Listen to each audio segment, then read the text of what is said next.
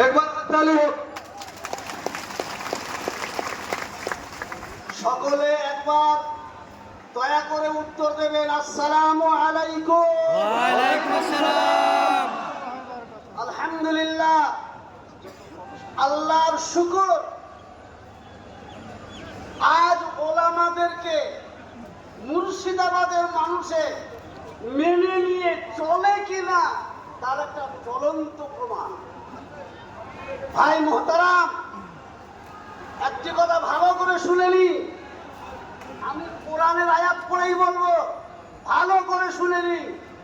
কেউ যদি ভাবে এদেশ আমাদের, আমরা থাকবো, তো সে মূর্খের স্বর্গে বাস করছে।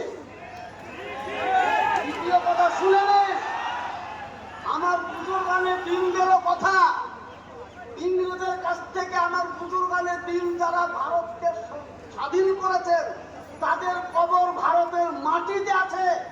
আমরাও বলবো, কোরআনে বলেছে মিনহা খালাকনাকুম ওয়া ফিহা নুঈদুকুম ওয়া মিনহা নুখরিজুকুম তারাতান উখরা। এই মাটিতে জন্ম নিয়েছি, এই মাটিতেই মরব, এই মাটিতেই কবরে থাকবো, এই মাটি থেকেই আল্লাহর কাছে হাসরের ময়দানে যাব ইনশাআল্লাহ। কিন্তু মরণ পর্যন্ত কোন অন্যায়ের কাছে আমাদের মাথা নিচু হবে না।